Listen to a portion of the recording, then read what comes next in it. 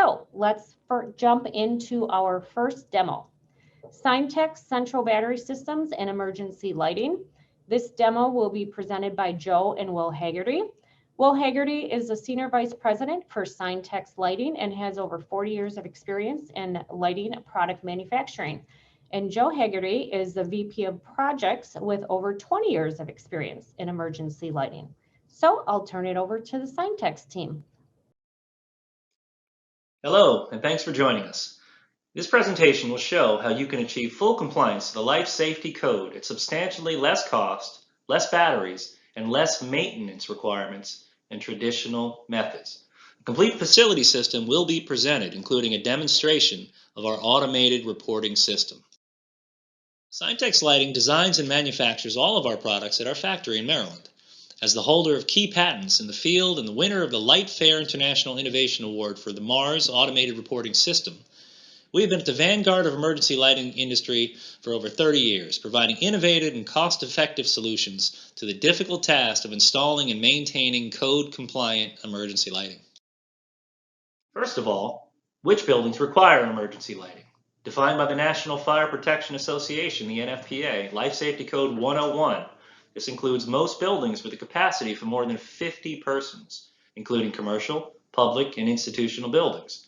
The code mandates that performance and maintenance of emergency lighting is the same for all types of buildings.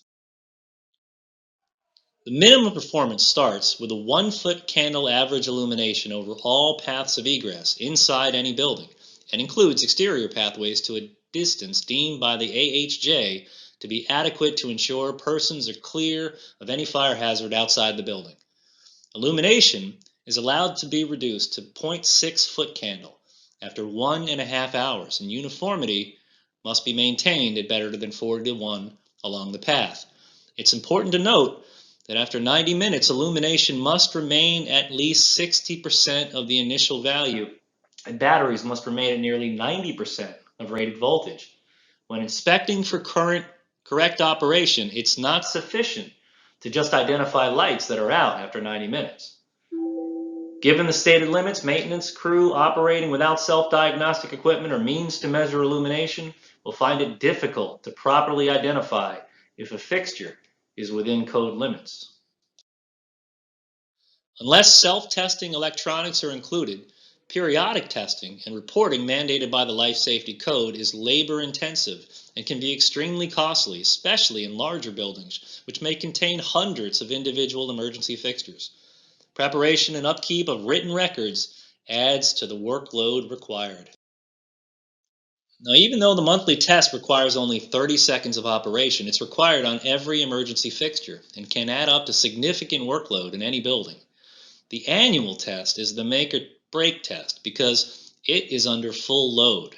Failure to meet the minimum illumination after 90 minutes requires immediate service to correct the fault. Given that average battery life is less than 5 years, most often it's the battery that needs replacing. Access to fixtures usually requires ladders or scissor jacks. Many fixtures are challenging to work with to remove and replace a battery pack. The cost to service an emergency fixture can easily exceed the cost to install the original when new. Here are the 3 methods for battery-powered emergency lighting in use today. The first group includes unit equipment, combo exits, and many types of battery packs and emergency drivers. Then we have AC inverters, and finally DC central batteries, the product we'll be describing in more detail. Here's a brief comparison of DC central batteries with integral batteries or unit equipment. Maintenance costs for DC central batteries are drastically lower compared to any integral battery product due to standard self-testing and up to 50 times fewer batteries required. Most cost savings result from easy access to the central batteries and easy availability of batteries from local stock. AC inverters are also central battery system, but there are significant differences in installation and operation. The slide notes key advantages of a DC battery system, including lower cost, less wiring, use of stock batteries, and simpler wiring. In addition, for larger systems, no auto control relays are required with our DC system, and no factory startup is required. Compact size makes it easy to install a DC central battery in a small space. Location requires only standard 1-hour commercial fire rating. No special environmental conditions are required. Installation is not required to be in the electrical or mechanical rooms. This picture shows a 500-watt system during installation and demonstrates the easy service access for batteries and electronics. Here's a basic building layout showing a single central battery located in the upper center of the building. 6 low-voltage emergency circuits are shown for all overhead fixtures, exit signs, and exterior emergency lights, using FMC-type cable routed on J-hooks. All DC circuits are run mostly using daisy-chain connections, which limit voltage drop. The troffer luminaires shown are fitted with our DC emergency drivers to operate from the 24-volt system. The Syntex solution to make compliance with the life safety code easy is to automate the process of running tests and creating reports using computer controls, reducing the number of batteries required to a minimum, and ensuring that batteries are easily accessible and readily available from local stocks when replacement is required. Shown here, the central battery system with MARS automates all the periodic and routine testing and creates written reports as well. The only action required from a facility manager during operation is to respond to emails showing a fail report, which will identify which battery, system, or circuit tested faulty. Corrective action can be initiated immediately. As shown here, each battery system communicates with up to 6 email addresses to report a fault with location, type, and date of the problem. Two-way communication allows the user to check status of any component of the system at any time while working remotely. This diagram shows a basic circuit including major components. The general lighting luminaires are all connected to a single AC branch circuit from a standard panel board. They are fitted with the Syntex model ELC emergency drivers, which convert them to emergency lighting operation after loss of AC power. On the lower right side, a device labeled LCM monitor panel ensures compliance with the life safety code that requires emergency lighting to activate if a single branch circuit fails or a breaker is opened, even though utility power may still be present. In operation, the only action required from a facility manager is to respond to email showing a fail report, which will identify the battery or other component that tested faulty. Knowing the location and type of fault allows the manager to initiate corrective action immediately. Also shown here is an optional connection to a generator emergency circuit. The combination of central battery with the generator creates major advantages such as backup emergency power should a generator fail during an extended power outage. In many generator applications, battery-powered emergency lighting is required by code. Central battery panels come in 4 power levels, generated over 90 minutes, from 100 watts to 1,000 watts. All models contain only 2 sealed lead-acid batteries that are readily available from any commercial distributor. Enclosures are relatively compact, as shown. The largest size is 24 inches by 30 inches by 8 inches deep, allowing easy installation in limited spaces. Only a 1-hour standard commercial fire rating is required for the room. These units do not require special environmental controls. Here's a basic overhead view showing how DC wiring is run from the central battery throughout a building. Exits operate at 12-volt DC in normal use and switch to 24-volt for emergency operation. Note the public way is identified, an important feature as the code requires exterior emergency lighting up to this area, including any pathways, steps, or stairways along the route. This diagram shows an installation in a multi-story building with general lighting luminaires operating from both AC and low voltage circuits using the Syntex Emergency Lighting Control or ELC. A single central battery can easily supply emergency power for up to 5 levels of the building depending on individual lighting on each level. As shown, the MARS system sends test data to any remote location. Now here's a typical larger warehouse space showing emergency wiring from a total of 5 central battery panels, mostly located on the walls of this building. So for this building of 175,000 square feet, Only 5 battery locations are required, and these are all located at ground level. Maintenance cost for a building of this type is a small fraction of what it would be with individual batteries located in overhead high bay luminaires. Here we're looking at the Somerset Technical High School in Maryland. Compared to inverters, Signtech central battery systems use significantly less batteries and less complex wiring for lighting controls. Central battery systems with DC circuits throughout the building are the most energy and labor efficient way to power emergency lighting. This helps Somerset Technical to be awarded the LEED Gold certification. LEED, Leadership in Energy and Environmental Design, is the most widely used green building rating system in the world. LEED certification is a globally recognized symbol of sustainability and leadership. Compared to battery packs, central batteries can reduce the total number of battery locations up to 100 times and reduce labor for testing and battery replacement by 95%. This has helped many of our clients and achieve LEED and other green and sustainable certifications.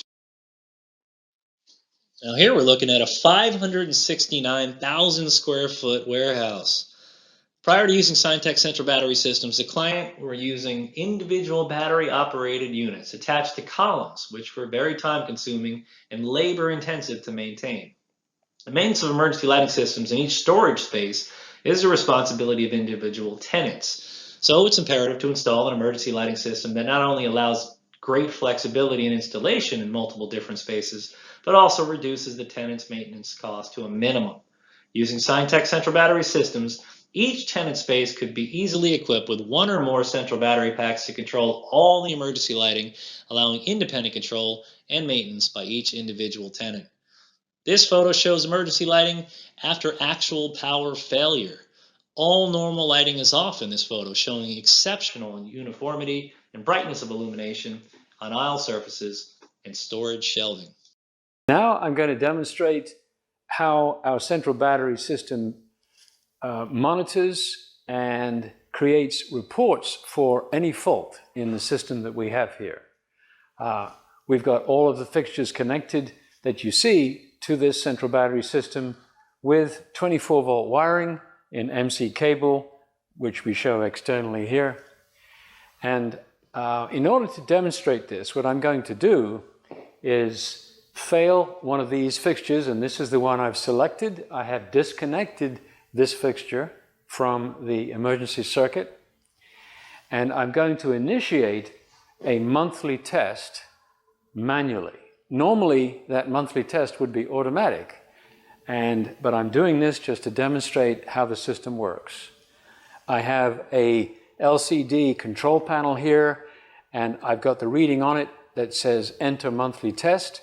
I'm going to create that test by pressing the Enter button as requested. It tells me the test is activated on this screen, and it will go into a 30-second precisely timed battery discharge. As you see here, this is operating in emergency mode, and that fixture was out. It didn't last very long because the system detected a fault. If it had not detected a fault, it would be carrying the load for 30 seconds. And now, to check the report, we're going to look at the computer screen, which is linked to this system. Well, here we are in the facility manager's office, and we're hooked up to the central battery system that we just saw operating. And we're going to bring up a report because we've been notified there has been an email received, and here it is. There are actually two emails. We're going to look at the one closest to the top first and open up. And here we see a report that tells us that there was an AC power failure on the top line there because the system, in addition to the life safety code requirements, will tell a user whenever an AC power failure happened and also when it comes back, which is a very important thing for liability issues for building owners. So it records that permanently in the database. And here it tells us when the fault happened, Friday, October 26, and ended 26 seconds later. And of course, that was just when we were demonstrating the system in emergency mode. Now we're going to look at the first email in the row, and we're going to bring that up. And we see that that is a monthly test fail. That report has been sent automatically, and it's going to tell us precisely what that fault was. And we can see that here. In these last lines on the email, you notice that the third line down says BC1 load fail. That means that branch circuit 1 has a failure on the circuit. One of the fixtures connected into that circuit has failed. Thanks for joining us. We hope you've enjoyed this presentation. The Signtech Central Battery System is by far the easiest way to maintain your emergency lighting and ensure full compliance at the lowest operating cost of any system on the market. We'd be happy to answer any questions you might have at this time.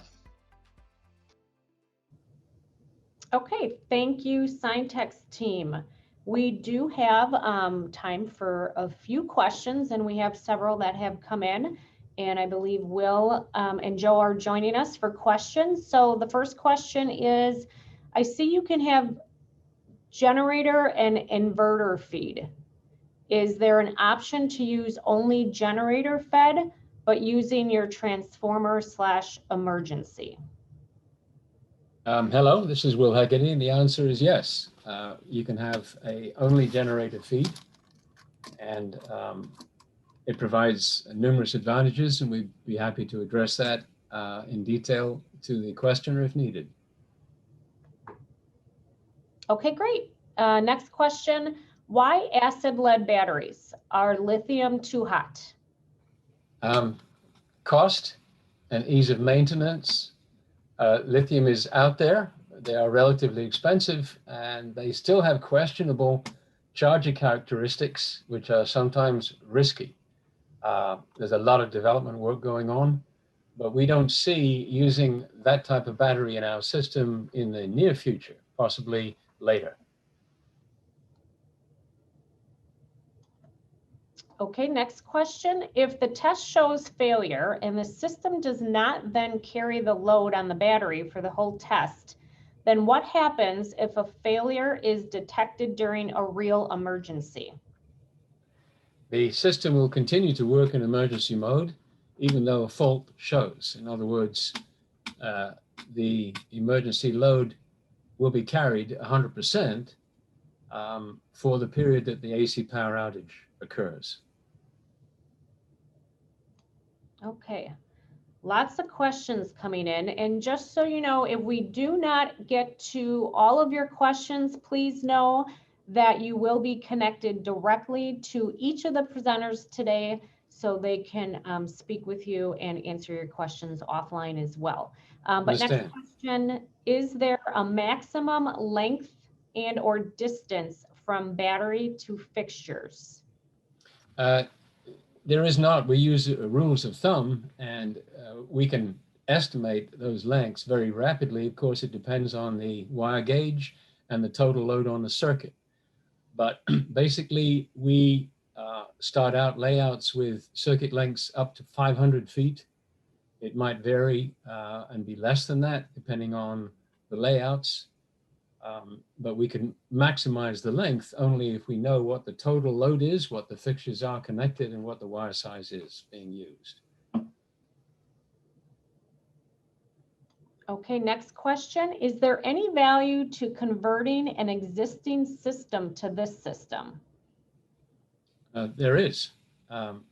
If you have a system that uses integral batteries, we can use the same locations for the emergency fixtures, but rewire them with 24-volt low voltage cable and attach that to a central battery system, and to provide all of the maintenance and cost advantages that we have. Okay, next question, as a follow-up, I believe, to one earlier. If an emergency occurs and there is one unit or multiple units that fail, does the entire system turn off? No, it does not. Everything will operate at full load except for, the failed units, as explained. The system, when it recovers with AC power being returned, will register those faults at the next test period, which is, in other words, in 30 days or less. Okay, great. We'll go to one more question. And as I mentioned, if your question was not answered, you will have an opportunity to speak with Will directly after the presentation. And everyone will also receive a copy of today's presentation. So each fixture has to be supplied with your driver. Does each fixture has to be supplied with your driver? Is that done at the factory or in the field? The installation of the emergency driver can be done in the field or at the lighting manufacturer's site or at Syntex itself. We've done all three. Major manufacturers like Cooper and Acuity are involved in factory installation, and others are involved as well. It's a very easy process. It's a very small component with much less wiring than, say, a battery pack. There's only about 5 connections needed compared to 10 or more for a battery pack. Okay, great. Well, thank you so much for answering those questions. Mr. Haggerty, any final thoughts to the audience before we move on to the next presentation? No, simply that we really appreciate the number of people who have watched this presentation, and we really look forward to more detailed conversation. I'm sure I see a number of other questions that I didn't get to answer, and we look forward to doing that. Thank you so much.